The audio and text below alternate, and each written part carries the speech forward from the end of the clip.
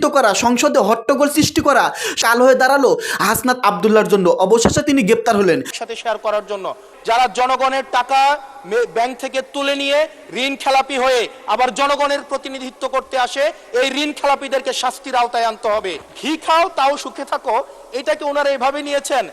ঋণ করো, ঋণ খেলাপি হও, তাও নির্বাচনে অংশগ্রহণ করো।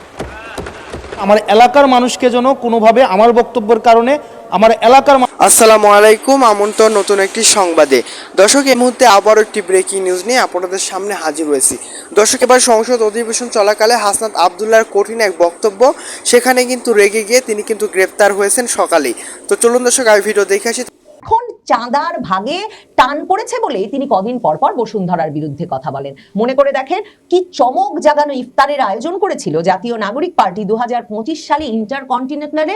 শত শত হাজার মানুষকে তারা দাওয়াত দিয়েছিল এবং সকলেই ইন্টারকন্টিনেন্টালে তখন বিরাট বিলাসবহুল ভোজ খেয়েছিলেন ইফতারে। কিন্তু কোন সূত্রে টাকা এসেছে তা জানা যায়নি। শুধু তাই নয়, তখন রীতিমতো শোনা যাচ্ছিল আসিফ মাহমুদ, সজীব ভুইয়া সহ ইন্টারকন্টিনেন্টালের জাতীয় নাগরিক পার্টির নেতৃবৃন্দের সকলেরই একেবারে নির্ধারিত রুম পর্যন্ত আছে। বাংলাদেশের সংসদ সদস্য হাসনাত আব্দুল্লাহ সকল অনাচার, অন্যায়, দুর্নীতির বিরুদ্ধে তার একটা শক্ত অবস্থান আছে এবং তিনি কাউকে পরোয়া করেন না, ভয় করেন না, এমন একটা ভাবমূর্তি গড়ে তুলে বেশ সাফল্য পেয়েছেন। 2024-এর জুলাই আগস্টের আন্দোলনের আগে হাসনাত আব্দুল্লাহ, সার্জিস এরা সকলেই ছাত্রলীগ করতেন এবং তারা ব্যাখ্যা দিয়েছেন যে মানে দারিদ্র্যের কষাঘাতে থাকা এই সাধারণ ছাত্রদের পক্ষে নাকি ছাত্রলীগ না করলে তখন হলে থাকাই অসম্ভব হয়ে পড়তো। এবং এই হাসনাত আব্দুল্লাহ হচ্ছেন সেই হাসনাত আব্দুল্লাহ যিনি একজন সাধারণ ছাত্র কি দারিদ্র্যের মধ্যে থাকে তার উদাহরণ হিসেবে নিজের কথায় ফেসবুকে লিখে জানিয়েছিলেন যে মাত্র 70 টাকায় দিন পার করতে হয়। অনেক দিন এমনকি মাংসের ঝোলটুকু চাইবারও হলের ক্যান্টিন থেকে তার উপায় থাকে না, কাজেই মনে হয় যে আত্মহত্যা করি। এমন দুর্দশাগ্রস্ত হাসনাত আব্দুল্লাহ শেখ হাসিনার পতনের পরপরই প্রাডো, ভলভো গাড়ি ছাড়া আর চড়ছিলেনই না। বিভিন্ন জায়গায় তারা আবার গাড়ির দুর্ঘটনা ঘটিয়ে ফেলছিলেন। তখন খালেদ মহিউদ্দিনের সঙ্গে সাক্ষাৎকারে গিয়ে বলেছিলেন তার অ্যাকোয়েন্টেন্স মানে তার সঙ্গী সাথী সবারই নাকি প্রাডো, ভলভো গাড়ি আছে।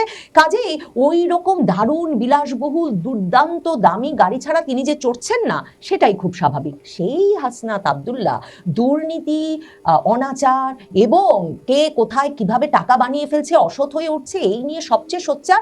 আর সংসদে দাঁড়িয়ে আবার বলছেন 1 টাকা অসততার প্রমাণ দিতে পারলেও নাকি তিনি সংসদ ত্যাগ করবেন। এখন হাসনাত আব্দুল্লাহ গতকাল কি বলেছেন সংসদে সেটা শুনি আগে। উনি বলেছেন যে বসুন্ধরার সঙ্গে আন্ডার টেবিল সমঝোতা হয়েছে কিনা এটা তিনি জানতে চান। হাসনাত আব্দুল্লাহ দুর্দান্ত সুন্দর একটা সিল্কের পাঞ্জাবি সম্ভবত পরে সংসদে উপস্থিত হয়েছিলেন এবং সেখানে তিনি বলছেন যে এই যে দুর্নীতি দমন কমিশনের মামলার কি খবর বসুন্ধরা গ্রুপের এবং সেটার যে কোনো অগ্রগতি হচ্ছে না, এতে কি কোনো গোপন সমঝোতা বা আন্ডার টেবিল সমঝোতা হয়েছে?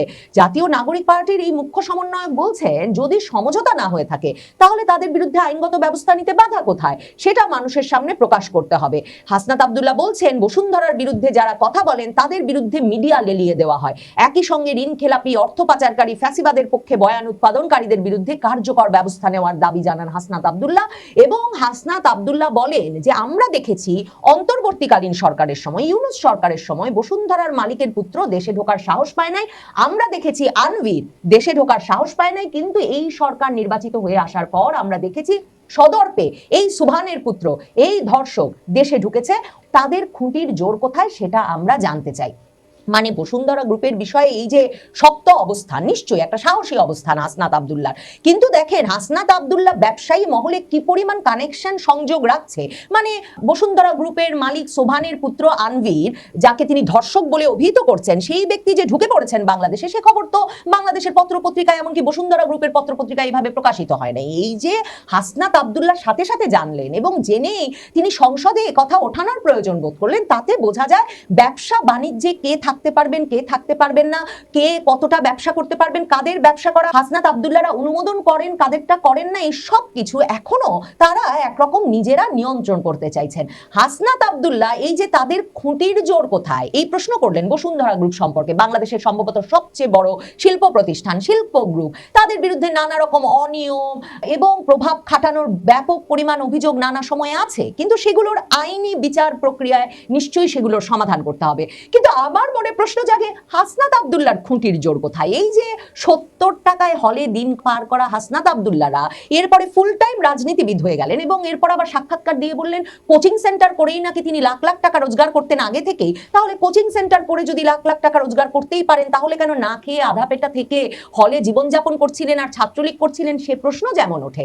নাহিদ ইসলাম থেকে শুরু করে সার্জিস আলম, হাসনাত আব্দুল্লাহ, মানে এই 2024-এর জুলাই আগস্টের প্রতিটি তরুণের পোশাকে যে পরিবর্তন, তাদের ঘরবাড়িতে যে পরিবর্তন, তাদের স্বাস্থ্যে যে পরিবর্তন, সেগুলো নিয়ে সাধারণ মানুষ ক্রমাগত প্রশ্ন করছেন যে এদের খুঁটির জোর কোথায়। দেখেন, হাসনাত আব্দুল্লাহরা 2025-এর ফেব্রুয়ারিতে তাদের দল গঠন করলেন, জাতীয় নাগরিক পার্টি এনসিপি। বাংলাদেশে নাকি একেবারে নতুন ধারার রাজনীতি তারা নিয়ে আসবেন, সবকিছু সংস্কার করে ফেলবেন, কোথাও কোনো ফ্যাসিবাদ বা দুর্নীতি, অনিয়ম, অনাচারের চিহ্ন তারা রাখতে দেবেন না। সেই হাসনাত আব্দুল্লাহরা এনসিপি গঠন করে তাদের বিরাট বিলাসবহুল অফিস নিয়ে বসলেন বাংলা মোটরে রূপায়ণ টাওয়ারে। আজ পর্যন্ত হাসনাত আব্দুল্লাদের কাছে এই তথ্য জানা যায় নাই যে রূপায়ণ টাওয়ারে ঠিক কিসের বিনিময়ে, কোন মানে নীতিতে তারা মাপলেন রূপায়ণ টাওয়ারের ব্যবসায়ী ফ্যাসিবাদের দোষণ নয়। আর রূপায়ণ টাওয়ারে যে তাদেরকে রাজনৈতিক কার্যালয় খুলতে দেওয়া হলো, এটা কি রূপায়ণের মালিক তাদেরকে বিনামূল্যে দিয়েছেন নাকি তারা ভাড়া পরিশোধ করেন? ভাড়া পরিশোধ করলে জাতীয় নাগরিক পার্টি, এই ছাত্র তরুণেরা এত বড় বিলাসবহুল একটা অফিস চালানোর টাকা, কার্যালয় চালানোর টাকা কি করে জোগাড় করছেন? কিভাবেই বা তারা প্রথম ওই জায়গাটা নেওয়ার জন্য যে একটা অ্যাডভান্স মানি দিতে হয়, সেই অগ্রিমটুকুই বা দিয়েছিলেন কি করে? এসব প্রশ্নের এখন পর্যন্ত উত্তর মেলে নাই। হাসনাত আব্দুল্লাহ আবার খুব চমক দেখাতে পারেন। তিনি কথায় কথায় পাওয়ার পয়েন্ট প্রেজেন্টেশন নিয়ে হাজির হয়ে বলে দেন তিনি কোনো দুর্নীতি করেন না। এই কদিন আগেও তার এলাকার বরাদ্দ নিয়ে এমন একটা করে বেশ শিরোনাম হয়েছেন। কিন্তু হাসনাত আব্দুল্লাহ ওই জাতীয় নাগরিক পার্টির সেই বিলাসবহুল রূপায়ণ টাওয়ারের অফিসে বসেও কিন্তু ঘোষণা দিয়েছিলেন কয়েক দফা যে জাতীয় নাগরিক পার্টি নাকি ক্রাউড ফান্ডিং এর মাধ্যমে গঠিত হবে, মানে আপনার আমার টাকায় গঠিত হবে, এবং কে কত টাকা দিয়েছেন এবং কিভাবে সেই ব্যয় হচ্ছে সেই টাকা, এই পুরো বিষয়টা তারা নাকি অ্যাপের মাধ্যমে তুলে ধরবেন এবং প্রকাশ্যে সেটা নাকি আমরা যে কেউ দেখতে পারবো। এরপরে আর ক্রাউড ফান্ডিং এ কে টাকা দিয়েছেন তাও জানা যায়নি, কয়শো কোটি টাকা বাংলাদেশের মানুষ দিয়েছে তাও জানা যায়নি, আর ওই অ্যাপটিও আর হাসনাত আব্দুল্লাহ কখনো করেন নাই। কাজেই হাসনাত আব্দুল্লাহ নিজেদের খুঁটির জোর কোথায় সেটা ব্যাখ্যা না করে এই যে বাংলাদেশে বহু দশক ধরে প্রতিষ্ঠিত একটা শিল্প প্রতিষ্ঠান কিভাবে খুঁটির জোর কোথায় এই প্রশ্ন তুলছেন, সেগুলোর উত্তরে নিশ্চয়ই বাংলাদেশের জাতীয় সংসদে কোনো সংসদ সদস্য সাহস করবেন হাসনাত আব্দুল্লাহদের পাঞ্জাবির দাম, খাওয়ার খরচ, বাড়ির চেহারা পরিবর্তন কিংবা তাদের যে নির্বাচনী প্রচারণা সেই ব্যয়ের খরচ কোথা থেকে এলো, তাদের খুঁটির জোর কোথায় সেই প্রশ্ন তুলেও। দেখেন, গতকালকেও বিএনপির একজন সংসদ সদস্য অবশ্য বলেছেন, অনেক দুঃখেই হয়তো বলেছেন, যে বিএনপির সংসদ সদস্যরা জেল খেটেছেন, বাড়ি থেকে পালিয়ে থেকেছেন, নানা রকম অত্যাচার নির্যাতনের শিকার হয়েছেন বটে আওয়ামী লীগ আমলে, কিন্তু তারা কেউ রাতারাতি জুলাই চেতনা বেচে প্রাডো গাড়ি চড়া শুরু করতে পারেন নাই। কিন্তু অনেকেই জুলাই চেতনা বেচে প্রাডো গাড়ি চড়ছে। এই যে প্রাডো ভলভো যে এত সহজ হয়ে গেছে বাংলাদেশে, এটা কিন্তু আমি প্রথম সত্যি কথা হাসনাত আব্দুল্লাহর মুখে ওই খালেদ মহিউদ্দিনের সাথে সাক্ষাৎকারে শুনেছিলাম। সম্ভবত বিএনপির সংসদ সদস্য হাসনাত আব্দুল্লাহকে ইঙ্গিত করে জুলাই চেতনা বেচে প্রাডো গাড়ি চড়ছেন এ কথা। দর্শক, আশা করছি সম্পূর্ণ ভিডিও দেখেছেন। দর্শক, আসলে সম্পূর্ণ ভিডিও দেখে বুঝতে পেরেছেন ঠিক আজকের ভিডিওটি কোন বিষয়টি ইঙ্গিত করছে। এবার সংসদ অধিবেশন চলাকালে হাসনাত আব্দুল্লাহর একটি বক্তব্য এবং তিনি কিন্তু কটূক্তি এবং সংসদ অধিবেশনে যে কথা নিয়ে তাকে কিন্তু গ্রেপ্তার দেখানো হয়েছে, এবং যারা সম্পূর্ণ ভিডিও দেখেছেন তারা অবশ্যই বুঝতে পেরেছেন ঠিক আজকের ভিডিওটি কোন বিষয়টি ইঙ্গিত করছে। তো এই ছিল আজকের মতো ভিডিও। পরবর্তী ভিডিও দেখার আমন্ত্রণ রইল। সে পর্যন্ত সবাই ভালো থাকবেন, সুস্থ থাকবেন। আল্লাহ হাফেজ।